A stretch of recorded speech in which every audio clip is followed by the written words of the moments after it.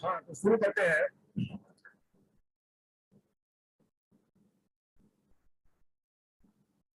तो धर्म चले, असस्चने, तुषस्चने। तुषस कहते हैं कांति को, आपके चेहरे पर एक कांति रहे, एक आभा बनी रहे, ये इस तरह से व्यक्तित्व का विकास होगा। चले, हमें आमूल प्रदोष के, हमें मनोरंजन के साधन भी प्राप्त होते रहे, और वो मनोरंजन के साधन कैसे हो? मोदस्य में आनंद देने वाले हो। ऐसा नहीं कि हमें थकाने वाले, हमें आनंद प्रदान करने हो। जातम चले, जातम कहते हैं विरासत को, हमें विरासत में चीजें प्राप्त होती है।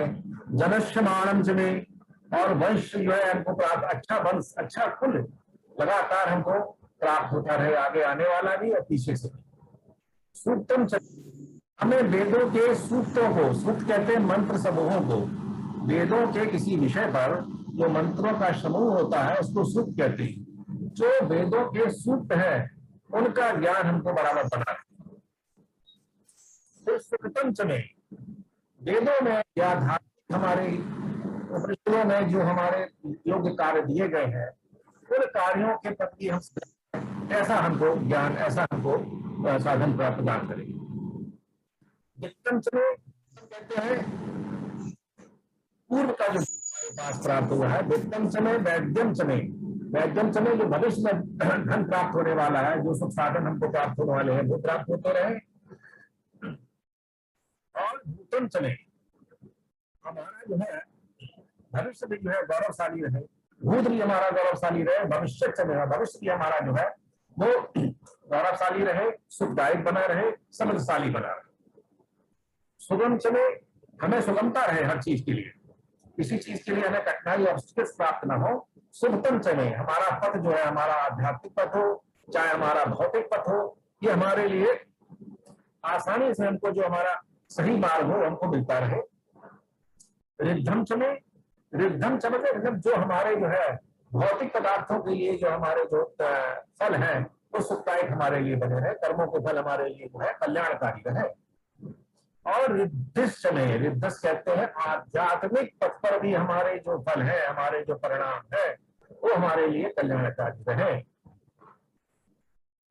क्लप्तम चले, क्लप्तिश चले, मतिश चले, सुमतिश चले। क्लप्तिश चले मतलब आवश्यक साधन जो भी है भौतिक चीजों के लिए, भौतिक संसार में जो भी हमारे आवश्यक साधन है वो हमें प्राप्त होती रहे।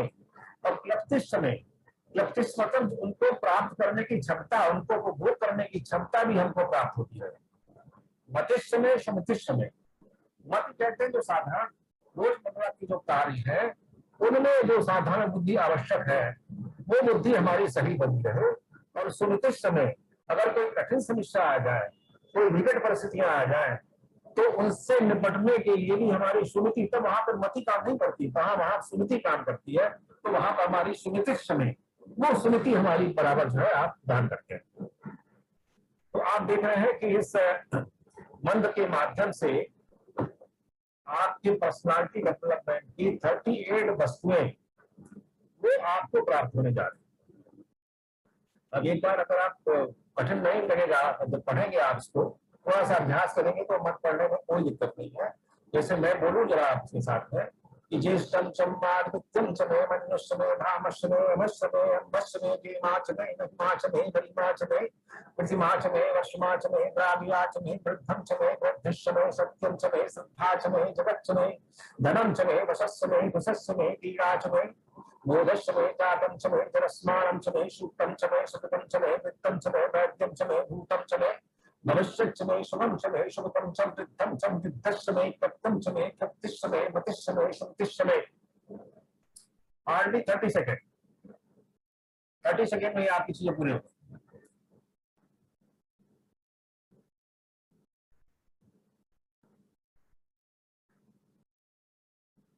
अब इसके आगे का जो है, अब देखिए आपको शरीर के, आपको पुष्पा भोजन मिल गया, शारीरिक सब मिल गया, आपका व्यक्तित्व विकास हो गया।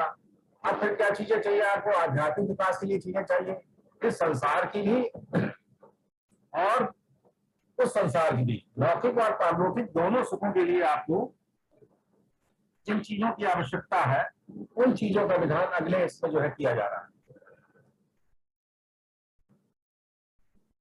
सम चमे मयस चमे। सम कहते हैं इस संसार के जो भी सुख है वो हमें प्रदान करे।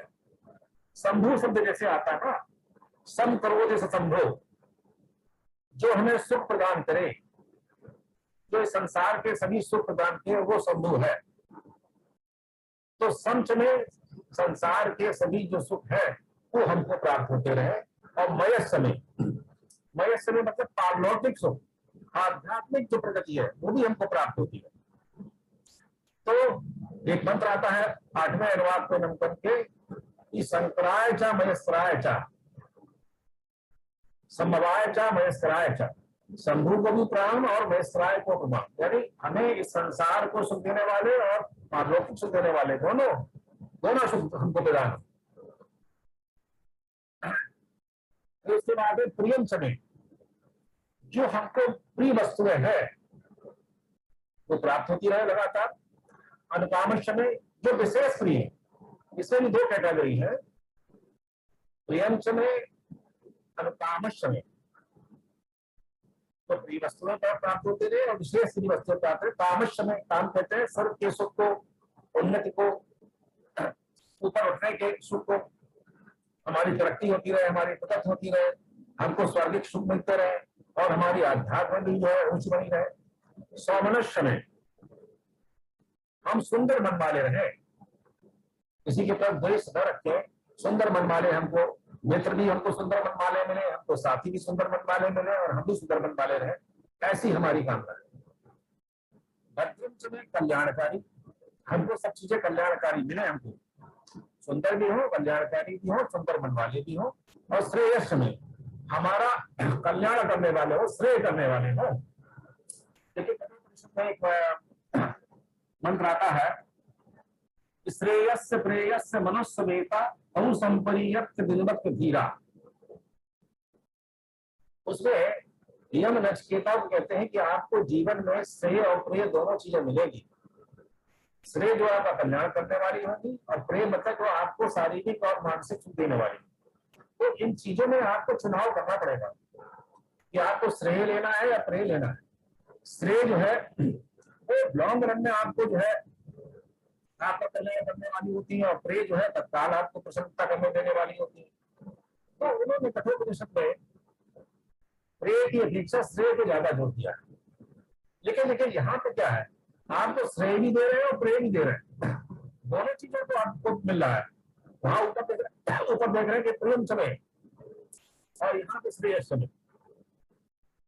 तो श्रेयस प्रेयस दोनों चीजें आपको इससे माध्यम से प्राप्त हो रही है, केवल श्रेय या प्रेय को अलग अलग नहीं किया गया इसमें। फिर आगे कहते हैं बसत समय, हमें सुंदर घर मिले बसने के लिए, बसाव के लिए हमको सुंदर आरामदायक आवास हो हमारे लिए। यशस समय हमारी यशकीर्ति हो। भगत समय, भगत समय का मतलब है यहाँ पे भाग्य, हमारा सुंदर भाग्य हो। कभी कभी हम देखते हैं कि बहुत हमने कर्म किया, सब कुछ किया, लेकिन भाग्य ने साथ नहीं दिया, हमारे कार्य नहीं कर पाते, तो सुंदर भाग्य भी हो। भगत समय द्रवणम समय, द्रवणम कहते हैं धन को, धन को पर्याप्त जो है मात्रा में धन हो, द्रव्य हो हमारे पास में। और यंता समय, हमें मार्गदर्शन मिलता रहे, हमको गुरु ऐसा मिले जो हमारा उचित मार्गदर्शन करे। और यंताच में धरताच में, कहते हैं ना कर्ता धरता, साहब आप ही है हमारे, आप ही हमारे कर्ता धरता है। कर्ता धरता मतलब गार्जियन।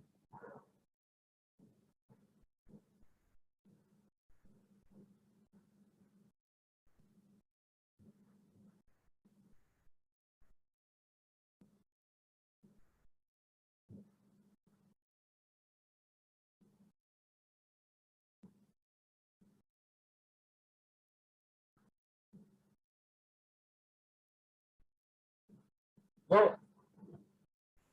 कर्ताच में धरताच में,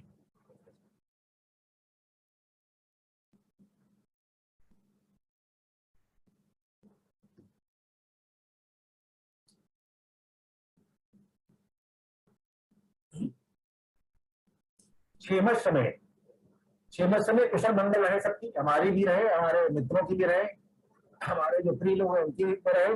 गत समय, हमें हर परिस्थिति में धीरज हमारे अंदर बना रहे। और विश्वम समय मतलब अनुकूलता, सभी लोगों की अनुकूलता रहे, महत्समय मान सम्मान बना रहे, संबित समय, और संबित समय का मतलब ये हुआ ज्ञान बना रहे हमको, वेदों का ज्ञान बना रहे हमको, ज्ञातक्रम चले, प्राप्त ज्ञान जो भी है, प्राप्त जो भी चीज है उसकी पुष्टि बने रहे, उसका बराबर, उसका जो ज्ञान जो प्राप्त है हमको वो ऐसा ना भूल जाए हम। और सूक्ष्म समय कहते हैं कार्य लेना, इससे पुत्रों से, अपनी संतानों से कार्य लेने की क्षमता रहे। इसकी मतलब क्या होगा, पुत्र हमारे आज्ञाकारी रहे, हमारी संतानें आज्ञाकारी रहे। प्रसूत समय हमारे जो सेवक गण हैं, हमारे जो अधीनस्थ हैं, वो हमारी बात मानने वाले हों। सीरम समय हमें अपने रोजगार का, हमें अपने व्यवसाय का, हमें अपने प्रोफेशन का सभी उचित सामान मिलता रहे और सही वातावरण प्राप्त होता रहे। लयस समय बाधा रहित हमारा कार्य रहे, कोई व्यवधान ना आए हमको।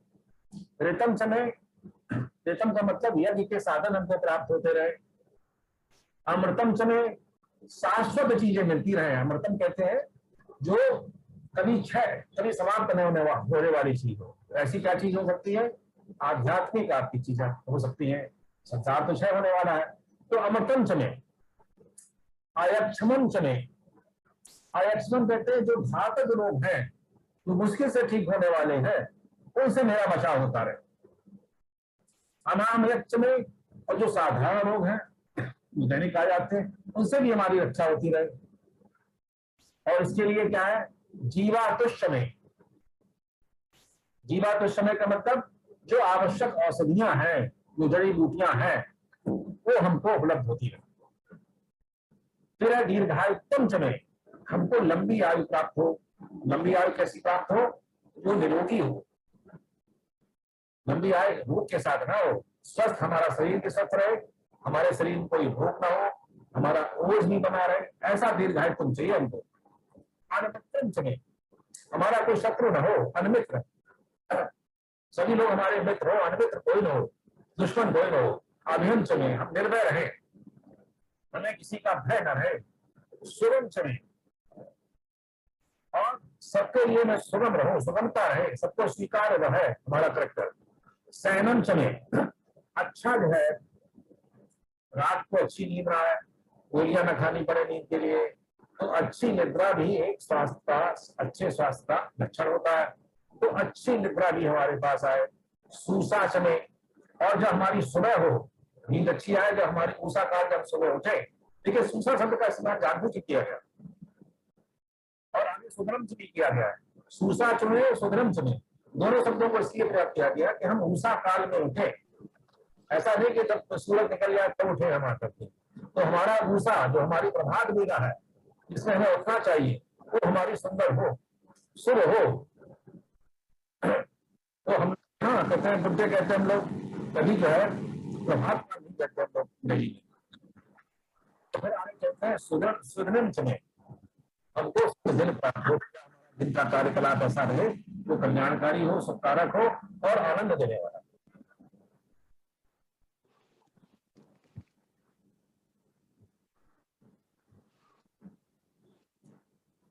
अब देखिए इसी में एक जीवन रक्षक मंत्र है और औषधि भी है, अनिद्रा समन भी है, सुख शांतिदायक जीवन के लिए एक बहुत अच्छा मंत्र है। इसी के साथ में पूरा अगर हम बात नहीं पढ़ पाते हैं तो ऋतम समय, अमृतम समय, अयक्ष्मम समय, अनामित समय, दीवातुष समय, दीर्घायुत्तम समय, अनमित्रम समय, अभयम समय, सुगम समय, शयनम समय, सूसा समय, सुगम समय, जो भी मैंने पढ़ा आपको।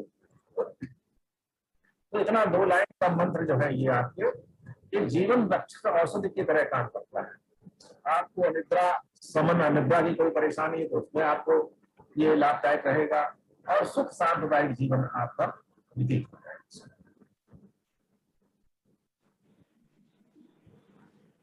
देखिए चौथे पांचवें अनुवाद को मैं नहीं ले रहा हूँ, इसमें क्या है, चौथे पांचवें अनुवाद में केवल एक लाइन समझ लीजिए कि कुछ में इसमें आया है जो चीजें हमको प्राप्त हो, जो हमारे लिए कल्याणकारी है, वो कैसी हो। विरुच में, प्रभुच में, बहुच में, भुभुजम समय, पूर्णम समय, पूर्ण शरम समय, अचित समय, इसके साथ जो है सुपरलेटिव डिग्री आपस में दिखाई गई है। देखिए संस्कृत में और इन वेदों के मंत्रों में सबसे बड़ी विशेषता और महानता क्या है? अंग्रेजी और हिंदी में हम लोग कहते हैं गुड बेटर बेस्ट, ये डिग्रियां तो है। अब देखिए इनमें 7 डिग्रियां दी गई है। क्या चीज दी गई है? दुरुचमय, जो मतलब उत्कृष्ट हो चीज है। फिर दुरुचमय अधिक हो, अधिकतम हो।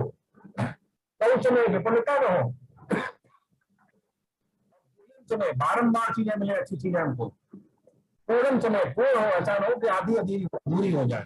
पूर्ण क्रम चले और अधिक पूर्ण हो। जैसे कहते हैं ना, नमः शिवाय चा सुरतराय चा, कल्याणकारक विषय है और ज्यादा कल्याणकारक से हमको प्राप्त। तो इसमें लिखे पूर्णतम चले अचित समय, बिना किसी कमी के अनवरत रूप चीजें से मिलती है। तो 7 सुपरलेटिव डिग्री जो है क्रम से जो है दिखाई गई है। इसमें ये इसकी विशेषताएं हैं। तो चौथे 5वें मैंने बताया कि क्या क्या चीजें मिल रही है आपकी स्क्रीन पे आ रही चीजें, ये इनकी मांग की गई है। इससे इस पर बहुत ज्यादा चर्चा कर रहा हूं मैं।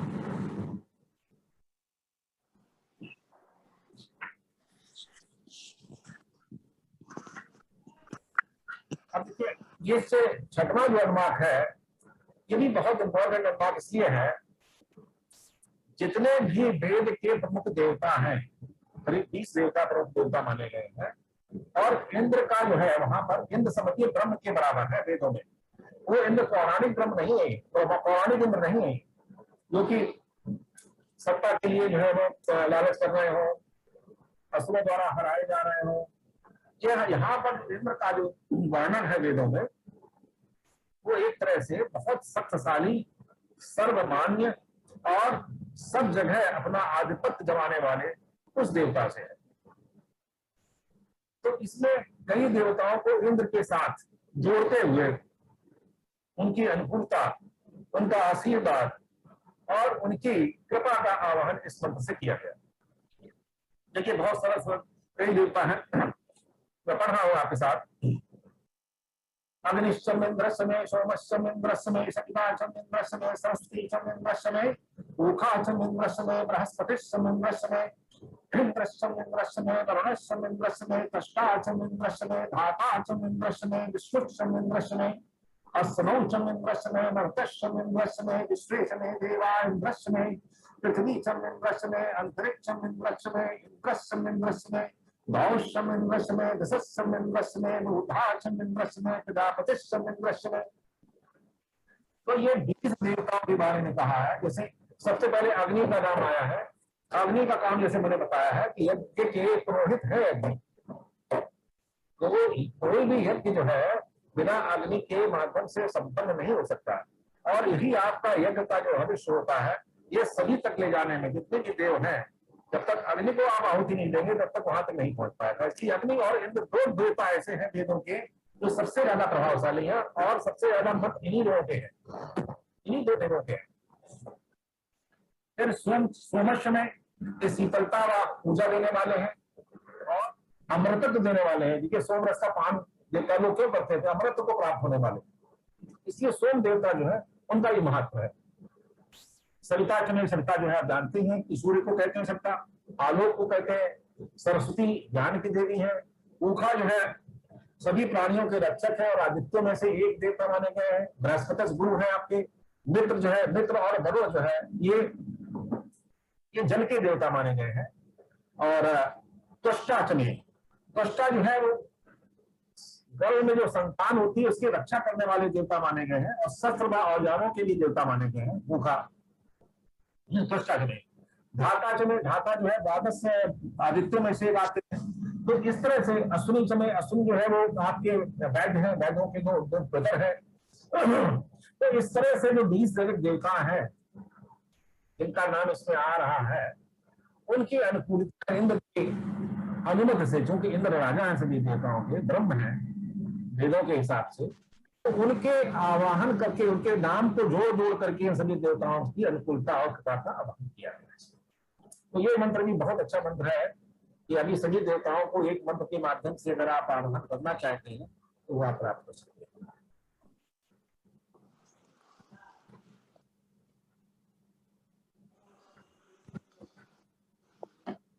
देखिए मैं आखिरी अनुवाद एकादश अनुवाद 11 अनुवाद इसमें है, तो 11वां अनुवाद में ले रहा हूं इसमें। और इसमें आप देखेंगे कि बड़ा विचित्र सा अनुवाद लगेगा आपको, इसमें संख्याओं का उल्लेख किया गया।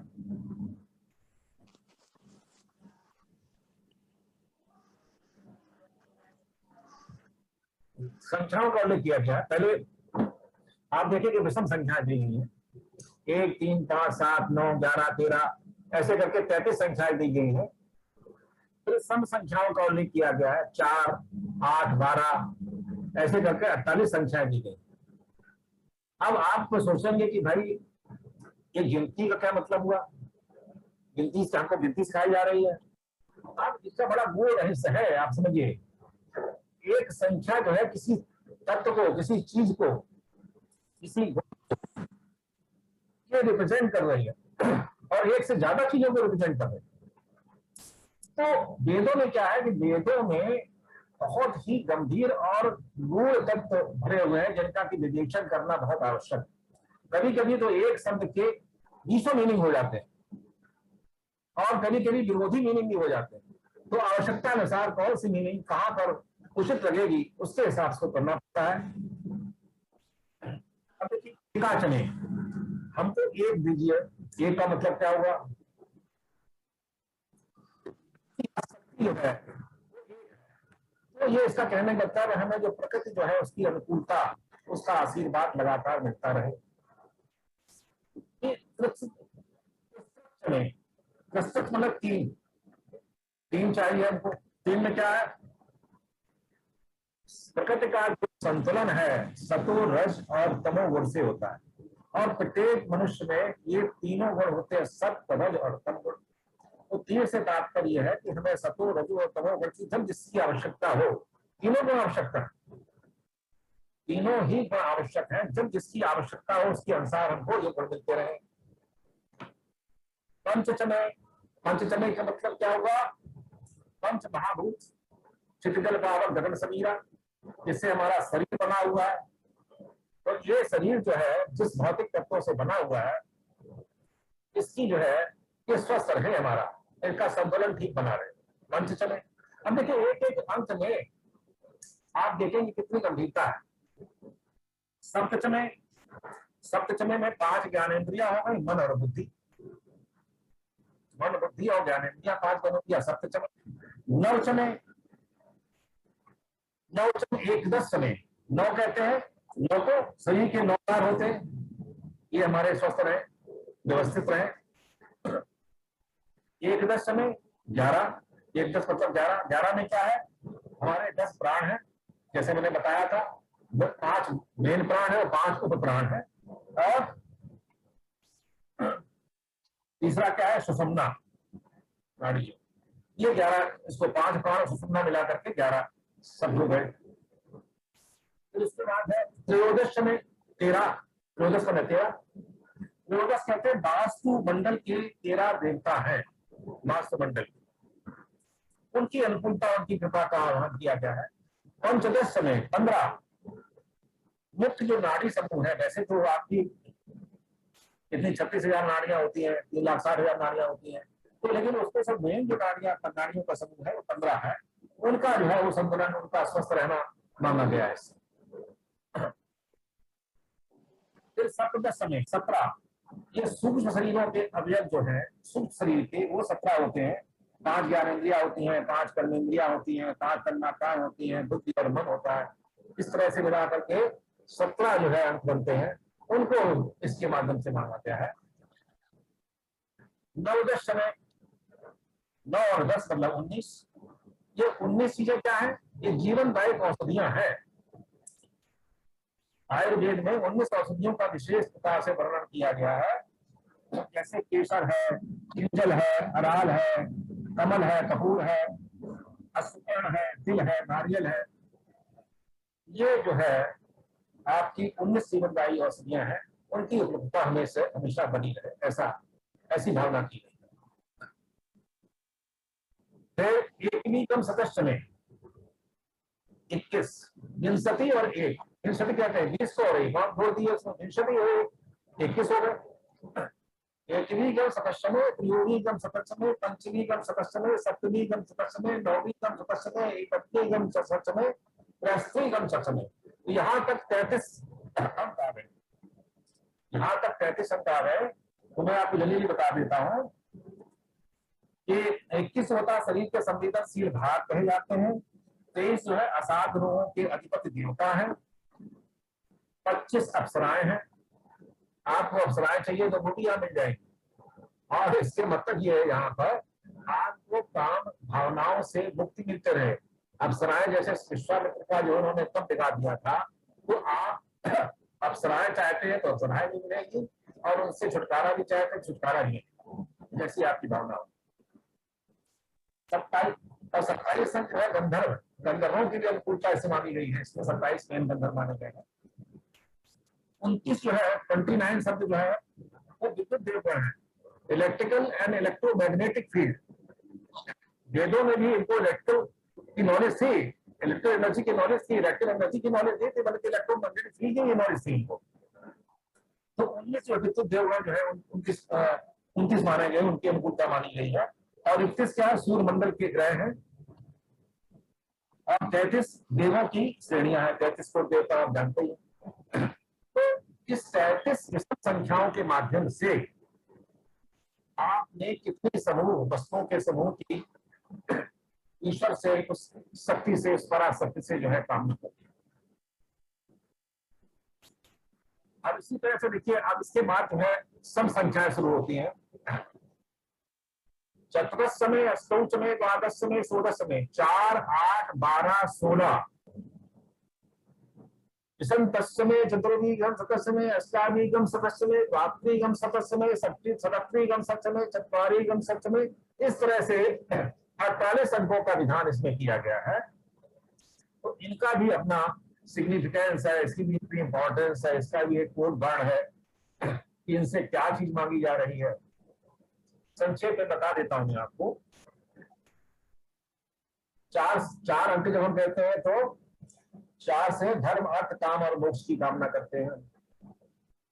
8 से 4 वेद और 4 वेद की कामना करते हैं।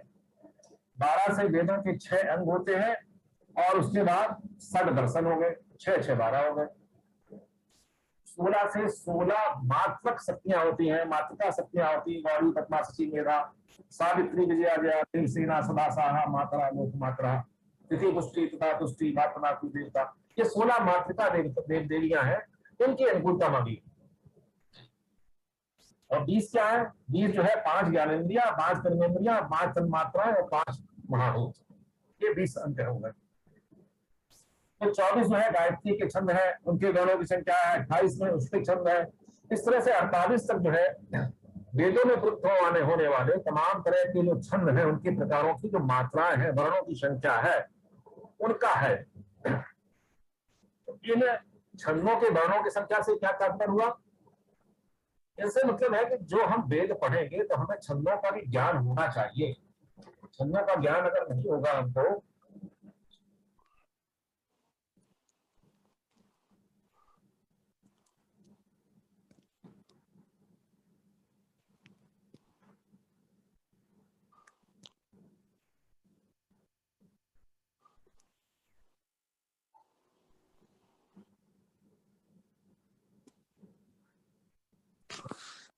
तो छंदों का ज्ञान इसके माध्यम से मांगा गया है। तो ये जो मंत्र है आपके, उसके बाद इसमें और चीजें मांगी गई हैं। भोजन सामग्री जो पहले बता चुके हैं, यज्ञ हो गया, सुदस्य मूर्धा में। तो ये 11 अनुवाकों में,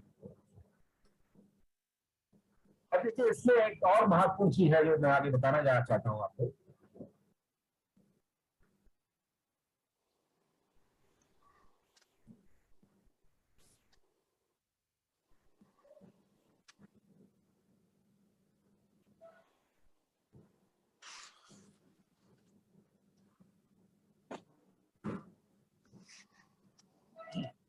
जो सम संख्याएं हैं उनकी विशेषता क्या है? देखिए उनकी विशेषता क्या है कि इन नंबरों में बहुत बड़ी मैथमेटिक्स छुपी हुई है।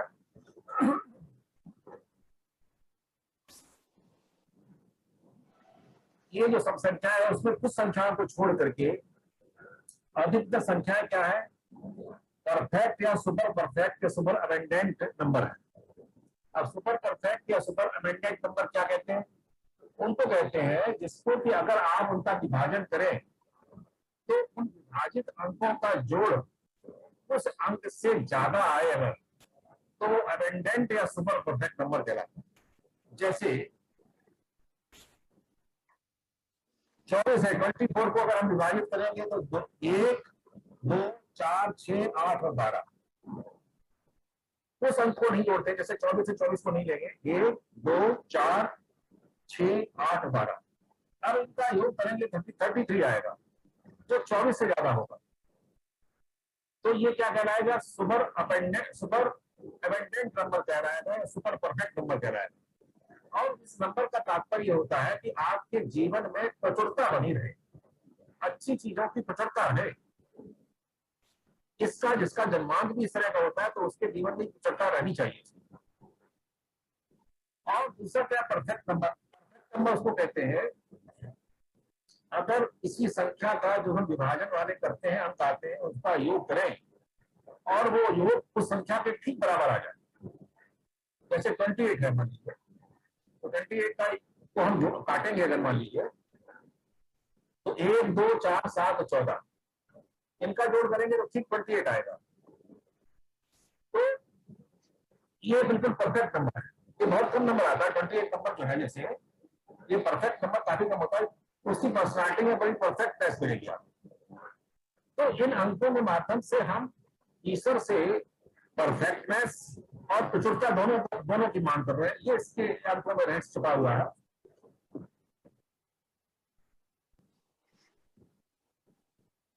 अब देखिए ये जो 33 अंक जो है ना विषम संख्या तक लिया था और 48 अंक लिया था सम संख्याओं। 33 अंक और 48 तक ठीक हो लिया हमने, आगे क्यों नहीं लिया? उसके पीछे भी रहस्य है। मनुष्य की रीढ़ में 33 जो है वर्टिब्रेज होते हैं। शरीर का पूरा ढांचा इसी पे जो है टिका हुआ रहता है। और हमारी चित्त शक्ति है, जो कुंडलिनी शक्ति है, इसी स्पाइन के थ्रू जो है मूव करती है, विभिन्न चक्रों का भेदन करती है। इसलिए 33 का अंक बहुत इंपॉर्टेंट है। संस्कृत भाषा में भी 33 व्यंजन होते हैं और स्वर का प्रयोग हम हमेशा व्यंजन के साथ करते हैं। इसी तरह से हमारा जो अनुवांशिक जो है इनकोड है वो कितना है? 33,000 माइटोकॉन्ड्रियल मूलभूत बेस पेयर्स हैं।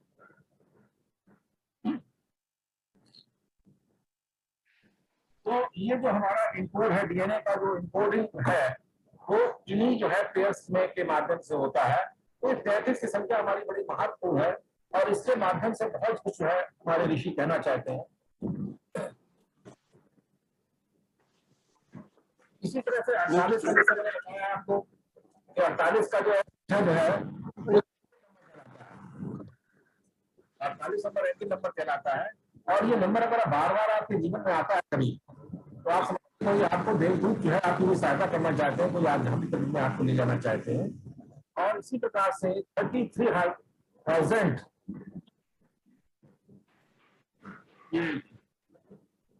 ये भी डीएनए का नंबर है, इंपॉर्टेंट नंबर है, जो कि 48 मिलियन न्यूक्लियर बेस का प्रतिनिधित्व करता है। इस प्रकार जो 33 और 48 संख्याएं जो ली गई हैं उसका एक विशेष महत्व है जिसकी वजह से इसको लिया गया है। अब इसके जो थोड़े से अनुवाद जो बचे हुए जिस पर हमने डिविजन नहीं किया है, 7वां अनुवाद जैसे है तो विभिन्न प्रकार के यज्ञ पात्र जो है यज्ञों की बहुत महत्ता हुआ करती थी। यज्ञ पात्रों को एक सामग्री मांगने पर किया गया। अष्टम में और साधन मांगे गए हैं यज्ञ के। 9 में वेद और उनके मंत्रों का ज्ञान, दीक्षा, देवों की कृपा मांगी गई है। 10 में जीवनी शक्ति, प्राणवायु, इंद्रिय, मन, आत्मा, सुखता, शक्ति पर मांगा गया है। इस तरह से जितने भी 11 अनुवाद में इन सबका जो है अधिधान इसमें कर दिया गया है। तो हमारी वार्ता जो विषय की है वो यहीं पे समाप्त हो रही है। आप लोग कोई प्रश्न पूछना चाहते हैं तो निश्चित रूप से प्रश्न पूछे, स्वागत है आपका। कोई चीज जानना चाहते हैं, कुछ पूछना चाहते हो?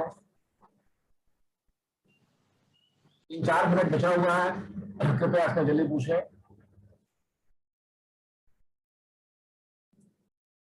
आपका सेमवाल साहब, आपका माइक नहीं खुला हुआ है, अनम्यूट करिए, अनम्यूट अनम्यूट करिए, अनम्यूट।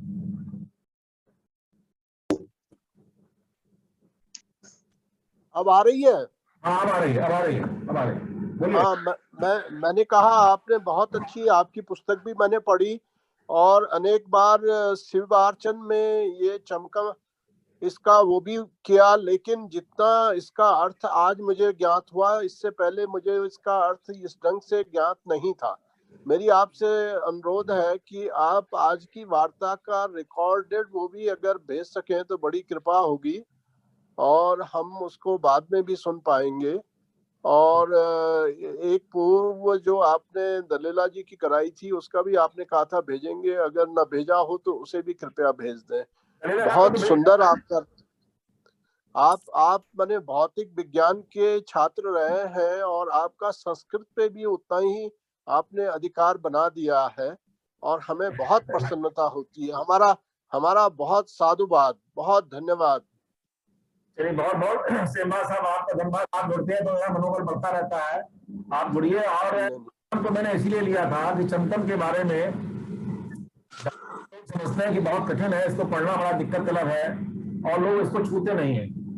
मेरा अनुरोध है सभी से कि जब भी कोई आप यज्ञ कार्य करें, आपके घर में कभी हो तो आप देखते हैं आहुतियां डाली जाती हैं। अब नहीं भी हो यज्ञ कार्य, नहीं भी करते हो तो भी आप महीने में 1-2 बार आप 1-2 अनुवाद 3 अनुवाद जो भी पढ़ सकते हो, उससे कुछ भाग ही पढ़ सकते हो।